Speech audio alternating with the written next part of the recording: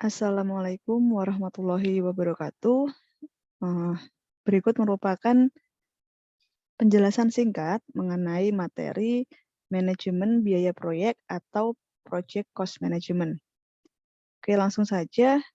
Manajemen biaya proyek itu merupakan sebuah proses yang dibutuhkan untuk memastikan bahwa proyek telah diselesaikan sesuai dengan anggaran yang telah disetujui di proposal, ya, atau istilahnya approved budget.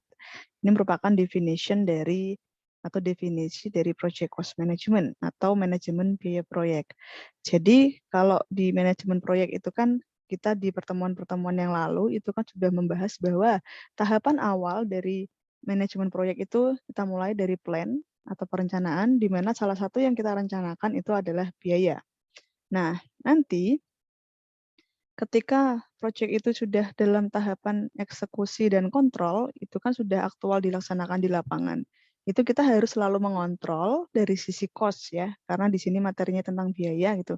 Jadi kita harus selalu memastikan dari sisi cost apakah biaya-biaya yang dikeluarkan itu biaya-biaya yang dikeluarkan itu memang betul-betul sesuai dengan RAB yang sudah disetujui. Nah, tahapannya untuk melakukan manajemen biaya proyek ini, kalau menurut PMBOK itu ada 4.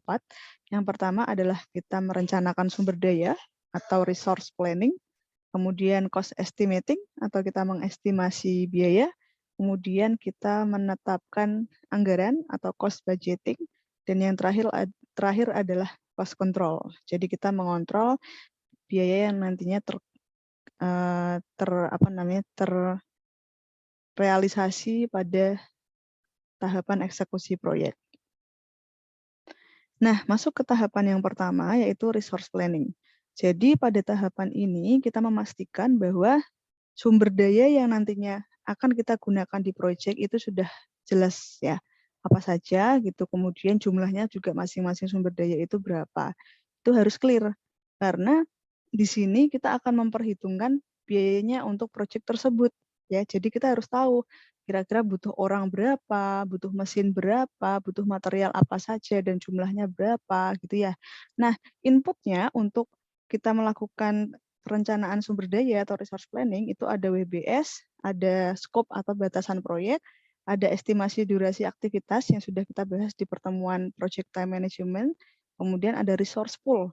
Nah, resource pool ini mungkin baru untuk teman-teman. Jadi resource pool itu merupakan lokasi kita akan mengambil sumber daya. Jadi misalkan kita mau membangun atau pekerjaannya itu adalah pekerjaan konstruksi gitu ya, kita harus menetapkan titik-titik di mana kita akan mengambil material atau titik-titik di mana kita akan mengambil mesin jika mesin itu misalkan sewa seperti itu ya.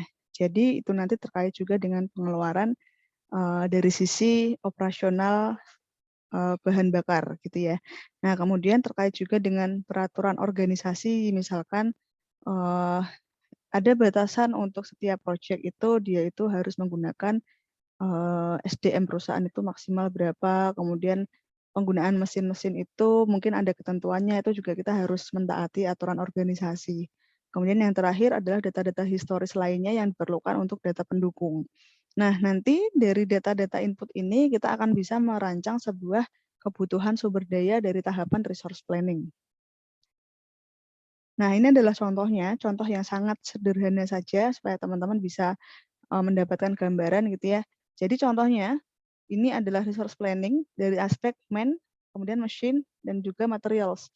Kita harus mengidentifikasi man atau manusia yang kita butuhkan di dalam proyek tersebut itu apa saja. Oh, ternyata kita butuh manajer proyek 1 orang, manajer tekniknya 1 orang untuk konstruksi, kemudian arsitek ya untuk rancangan desainnya itu ada 1 orang, kemudian insinyur teknik sipil untuk kekuatan beton dan sebagainya itu 1 orang. Jadi total kita butuh 4 orang. Nah, di sini nanti terkait dengan apa? Ini nanti terkait dengan besarnya biaya untuk penghonoran atau gaji, gitu ya. Nah, kemudian mesin. Mesin kita butuh truk itu 3 unit, pengaduk semen 2 unit, kren itu 1 unit. Ini nanti juga akan dihitung cost-nya. Truk itu satunya berapa, misalkan sewa gitu ya, dikalikan 3 unit hasilnya berapa, dan sebagainya, gitu ya. Nah, Kemudian terakhir untuk materials itu ada semen dan pasir. Semennya 300 kilo, pasirnya 250 kilo. Nah, di sini memang hal ini betul-betul harus dirinci teman-teman untuk membuat RAP di dalam perencanaan proyek dari aspek perencanaan biaya gitu ya. Ini harus betul-betul kita identifikasi dengan tepat. Jangan sampai ini meleset gitu ya. Kemudian masuk ke tahapan yang kedua, yaitu adalah kita mulai mengestimasi atau memperkirakan biaya, atau tahapan cost estimating. Nah, di sini intinya tahapannya itu adalah mengenai estimasi jumlah biaya untuk suatu kegiatan proyek yang didasarkan atas informasi yang tersedia pada waktu itu, gitu ya. Jadi kalau kita mengestimasi sesuatu, itu kan harus ada dasarnya. Dasarnya itu adalah informasi-informasi yang kita bisa collect atau kita bisa kumpulkan pada saat itu. Jangan mengada-adakan data yang tidak ada. Jadi kita cukup menghitung berdasarkan informasi-informasi yang tersedia pada saat kita melakukan estimasi itu, gitu ya. Nah, anggaran proyek itu kan kemarin kita sudah bahas ya, anggaran proyek itu terbatas. Kemarin kan ciri-ciri dari manajemen proyek atau ciri-ciri dari proyek itu adalah resource-nya itu terbatas. Salah satunya kan adalah resource uang atau money gitu ya. Nah, dengan anggaran proyek yang terbatas ini, makanya kita perlu melakukan estimasi di tahap perencanaan. Ingat ya, karena kita ini masih di tahap perencanaan, berarti kita harus mengestimasi. Jadi cost estimating ini ada di tahap perencanaan. Kemudian nanti kita tahapan berikutnya kan kita kan setelah estimasi, cost estimating, nanti kan tahapan yang ketiga itu kan cost budgeting tadi ya, atau penganggaran. Nah, penganggaran ini adalah di tahap do. Kemudian untuk tahapan terakhir adalah cost control. Cost control itu adalah kalau di PDCA gitu ya, jadi estimasi itu di tahap plan, anggaran itu di tahap do, kemudian kontrol itu di tahap check atau kontrol gitu ya. Itulah kenapa alasannya anggaran proyek itu benar-benar harus kita kelola, kita manage dengan baik ya. Karena dia itu terbatas. Jadi kita harus bisa mengestimasi dengan tepat, membuat anggaran yang tepat, dan juga mengontrol penggunaannya ketika sudah masuk ke tahapan eksekusi di lapangan. Oke, kita masuk ke metode. Ya, metode untuk cost estimating itu ada 3, yaitu metode parametrik atau statistical, kemudian metode analogi, dan juga metode engineering cost atau biasa disebut dengan bottoms up. Masing-masing akan kita bahas setelah ini. Untuk yang metode yang ini ya, yang 3 tadi, itu kalau kita mau memilih, kita itu harus punya dasar. Dasarnya itu adalah tergantung dari data yang tersedia. Tadi kan dikatakan bahwa estimasi dilakukan berdasarkan data yang tersedia pada saat itu gitu kan. Nah, makanya di sini tergantung dari data yang tersedia atau kecukupan data. Gitu ya. Kalau datanya hanya sedikit, ya nanti kita gunakan metode yang hanya membutuhkan sedikit data. Tapi kalau data kita lengkap, silahkan gunakan metode yang bisa mengestimasi lebih detail dengan data-data yang lebih lengkap, gitu ya. Kemudian dasar yang kedua adalah mempertimbangkan definisi proyeknya, yaitu batasannya sampai di mana, gitu ya. Apakah dia itu pekerjaannya hanya sederhana atau rumit, gitu kan. Kemudian tingkat detail proyeknya. Kemudian yang terakhir adalah batasan waktu. Kalau kita hanya punya waktu yang sedikit, ya sudah, kita nggak usah cost estimating yang ribet-ribet gitu kan istilahnya. Tapi kalau kita punya cukup waktu, ya kita bisa cost estimating yang dia itu hasilnya lebih akurat gitu ya. Nah, di sini digambarkan data yang tersedia itu adalah availability data, kemudian program definition atau definisi program, kemudian level of detail required. Jadi tingkat detail proyek yang diperlukan. Jadi ini berdasarkan data atau dasar pemilihan 3 ini, semakin sedikit faktor 3 ini tersedia, gitu ya, semakin sedikit, maka lebih baik gunakan metode yang parametrik ya, kan ada 3 tadi. Ya, kalau misalkan sedikit tersedianya datanya, kemudian program atau proyeknya itu juga dia itu batasannya kecil atau batasannya itu sempit, kemudian tingkat detailnya juga nggak terlalu detail, itu lebih baik gunakan yang parametrik atau analogi. Tapi semakin detail, semakin banyak data yang tersedia, semakin definition programnya itu semakin luas, kemudian tingkat detail yang diharapkan itu semakin detail gitu ya, maka kita bisa menggunakan, disarankan untuk menggunakan yang cost estimating yang lebih detail, yaitu yang metode yang engineering cost atau bottoms up gitu ya. Jadi ini merupakan dasar, semakin sedikit maka gunakan metode yang ini, semakin banyak data tersedia dan sebagainya, maka gunakan metode yang lebih detail. Masuk ke metode yang pertama, yaitu metode parametrik. Nah, untuk metode parametrik ini, kita mengasumsikan bahwa ada hubungan antara beberapa parameter sistem dengan biaya. Jadi seolah-olah biaya di sini itu akan dipengaruhi oleh beberapa parameter. Ya, jadi ceritanya di sini ada beberapa parameter, biasanya itu dilambangkan dengan huruf X gitu ya. Kalau di statistik itu kan Y sama dengan bla bla bla X plus bla bla bla gitu ya. Nah, X-nya itu adalah parameter sistem atau variabel yang mempengaruhi. Nah, di sini biaya ini adalah variabel Y, mana ini adalah yang dipengaruhi gitu ya. Ini yang mempengaruhi atau X, ini yang dipengaruhi atau Y. Nah, dari X ke Y kita harus bisa menetapkan hubungan untuk mengestimasi biayanya atau disebut dengan cost estimating relationship atau disingkat dengan CER. Nah, CER itu kita itu intinya mengestimasi biaya proyek berdasarkan data historis dengan teknik statistik. Jadi tidak ngarang ya, tapi memang betul-betul ada datanya dan kita gunakan rumus statistik. Nah, CER itu biasanya bentuknya adalah persamaan matematis yang dia itu menggambarkan bahwa biaya itu adalah variabel Y, variabel dependent, gitu ya, yang dipengaruhi oleh satu atau lebih variabel independen atau variabel X, gitu ya. Jadi biaya itu dipengaruhi oleh beberapa variabel. Bisa satu, bisa lebih dari satu. Nah, untuk metode parametrik sendiri itu bisa digunakan untuk mengestimasi biaya pada semua level aktivitas di WBS. Jadi WBS kan kita sudah bahas di pertemuan yang lalu-lalu gitu ya, bahwa WBS itu bisa ada beberapa tingkat. Nah, untuk metode parametrik ini bisa digunakan untuk mengestimasi pada semua level teman-teman ya. Nah, terdiri dari ya metode parametrik ini terbagi menjadi dua dengan kurva linear atau kurva pangkat. Untuk kurva linear rumusnya seperti ini, ya. Jadi Y sama dengan AX plus B, di mana Y adalah biaya total ya, biaya total atau biaya proyek, kemudian X adalah biaya variabel. Jadi ini yang tadi dibilang parameter sistem. Parameter sistem itu adalah biaya variabel yang mempengaruhi biaya proyek gitu ya. A itu adalah parameter yang menerangkan hubungan Y dengan X, jadi ini adalah angkanya. A ini nanti berbentuk angka yang tadi kita estimasi dengan CER, gitu ya. Kemudian B itu adalah biaya tetap. Di sini saya memberikan contoh soal, contoh kasus ya sederhana gitu ya. Contohnya ada biaya total untuk membangun pabrik adalah Y rupiah. Jadi total biaya proyeknya Y rupiah dengan kapasitas pabriknya itu bisa produksi sampai dengan X ton. Ya. Biaya per unit untuk pembangunan tersebut adalah 4 juta per ton.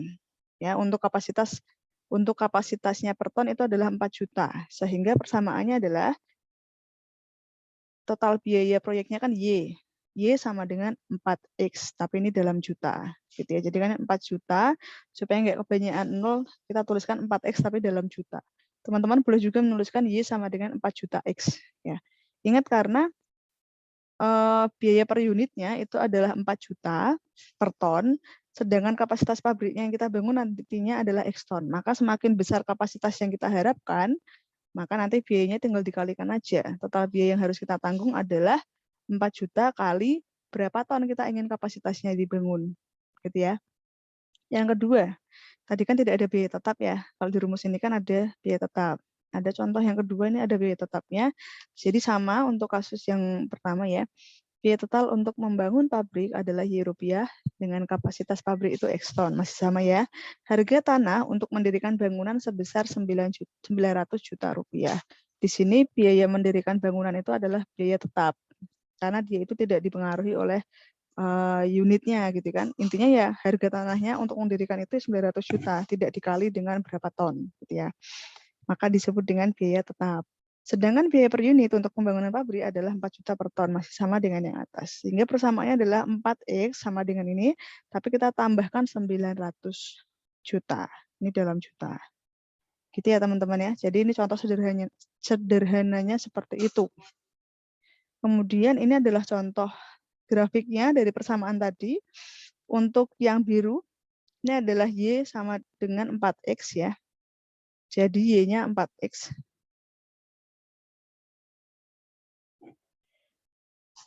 Misalkan ini kan X, sumbu X, ini sumbu Y seperti biasa. Kita ambil yang di sini ya. Ketika X-nya 50, maka Y-nya 200. Betul ya, 50 kali 4, 200. Dan di sini 100, 100 kali 4, 400. Kemudian untuk yang ini, yang merah, ini adalah persamaan yang Y sama dengan 4X plus 900. Ya. Jadi sama misalkan untuk yang 50 nih ya.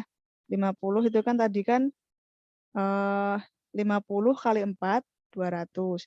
200 ditambah dengan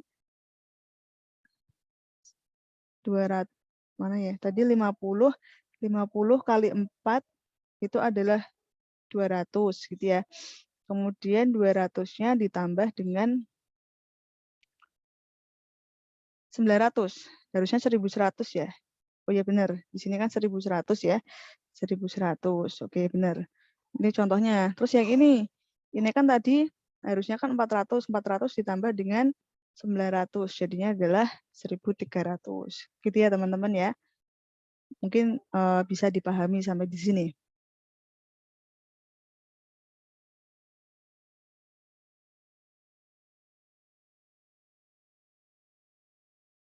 Nah, kemudian untuk metode parametrik yang kedua yaitu kurva pangkat.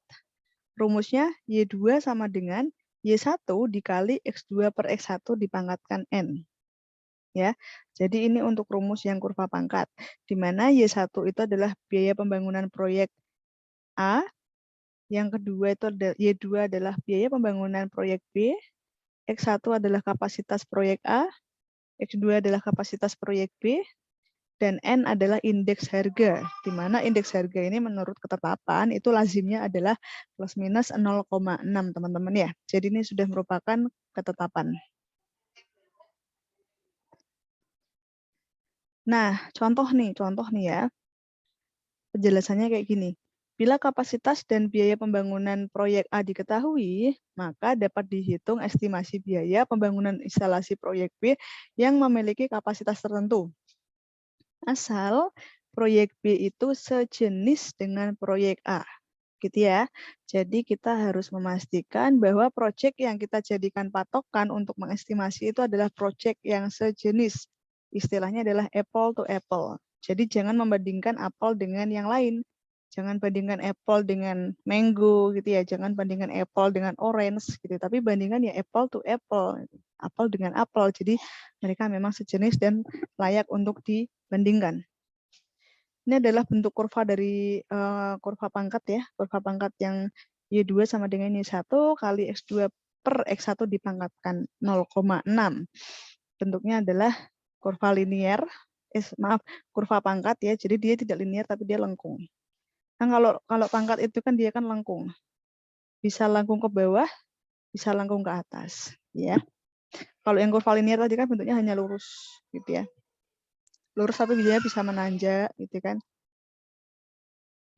Nah, ini ada contoh. Suatu pabrik asam sulfat dengan kapasitas 50.000 ton per tahun mempunyai total biaya pembangunan 9 juta US dollar. Perkirakan biaya mendirikan pabrik sejenis dengan kapasitas 75.000 ton per tahun. Tinggal kita masukkan rumus yang ini, gitu ya. Ingat bahwa apa namanya, yang proyek yang duluan itu adalah proyek A atau Y1 ya. Maka Y2-nya kita bisa hitung. Proyek yang keduanya itu adalah rumusnya adalah total biaya proyek pertama dikalikan dengan kapasitas proyek yang akan kita bangun dibagi dengan kapasitas pabrik yang lama ya, dipangkatkan dengan indeks harga yang tadi 0,6 sehingga Y2 adalah 11.478. Maka biaya pendirian pabrik dengan kapasitas 75.000 ton per tahun ialah 11.478.000 US dollar. Gitu ya teman-teman. Jadi intinya kita membuat pembanding dengan proyek yang sejenis untuk mengestimasi proyek yang baru. Nah, yang kedua adalah metode analogi, di mana kita akan membandingkan proyek baru dengan satu atau lebih existing project di masa lalu yang mempunyai data teknis dan data biaya yang akurat. Data terkait waktu, data terkait harga di waktu lalu, dan korelasinya terhadap harga saat ini disebut sebagai indeks harga. Nah, kalau yang di rumus yang parametrik tadi, itu untuk ketika kasusnya itu kita tidak mengetahui berapa indeks harganya. Jadi kita pakai ketetapan yaitu 0,6 sebagai ketetapan indeks harga yang lazim. Nah, tapi kalau di analogi ini, ketika kita bisa mengetahui atau mendapatkan data indeks harga, maka kita bisa menghitung dengan metode analogi, gitu ya. Indeks harga merupakan perbandingan antara harga pada suatu tahun tertentu terhadap harga pada tahun yang digunakan sebagai dasar perbandingan. Nah, harga di tahun B sama dengan harga di tahun A dikali dengan indeks harga pada tahun B dibagi dengan indeks harga pada tahun A, gitu ya. Jadi ini yang B itu biasanya proyek yang saat ini, yang A itu adalah proyek yang lalu. Nah, contoh sederhananya itu analogi sederhana. Jadi teman-teman bisa nih, misalkan teman-teman membeli mobil baru pada tahun 2019. Maka Anda bisa mengestimasi harga dari mobil tersebut berdasarkan mobil yang sama pada tahun 2016 dikalikan dengan indeks harga saat ini dibanding dengan tahun 2016, gitu ya. Kemudian bisa mengestimasi juga proyek pembangunan rumah baru tahun 2019 berdasarkan biaya pembangunan rumah di tahun 2014 untuk tipe yang sama. Nanti tinggal dikalikan dengan indeks harganya saja. Nah, kemudian untuk yang metode analogi, ini adalah contoh indeks harga. Ini ada non-residential buildings, ada infrastruktur komposit, ada residential. Ini ada banyak ya. Ceritanya ini ada dari tahun 2010 sampai dengan 2018 indeks harganya. Kemudian di sini ada cost untuk detail dari masing-masing bangunan tersebut. Nah, ini juga ada contoh indeks harga pada tahun 2003 sampai dengan 2017 untuk pendirian pabrik kimia, kemudian konstruksi sipil, kemudian untuk peralatan permesinan, dan ada GPI Australia. GPI itu adalah kurang lebih adalah tingkat inflasi. Nah, ini ada contoh. Biaya pembangunan chemical plant pada tahun 2010 itu adalah 15 juta US dollar. Perkirakan biaya untuk tahun 2017. Maka kita bisa menjawab indeks harga untuk chemical plant tahun 2010 dan 2017. Ya, kita bisa lihat chemical plant 2000 berapa tadi? 2010 dan 2017. 2010 adalah 358,2, 2017 390,6. Nah, di sini ya. Setelah ketahuan ini, tinggal kita hitung biaya di tahun 2017 sama dengan 15 juta US dollar, yaitu biaya tahun 2010 ya, dikali dengan indeks harga yang saat ini dibagi dengan indeks harga tahun 2010. Ya, ini ceritanya saat ini adalah tahun 2017 gitu ya, 390,6 dibagi dengan 358,2. Ketemu hasilnya adalah 16.356 sekian US dollar. Gitu, jadi teman-teman sudah punya bayangan ya, ketika teman-teman punya data indeks harga, oh oke, berarti saya akan hitung dengan metode analogi. Tapi kalau teman-teman tidak memiliki indeks harga, data indeks harga atau informasi tentang indeks harga yang akurat, maka teman-teman lebih aman gunakan yang parametrik ya, yang parametrik tadi. Iya, ini ya parametrik.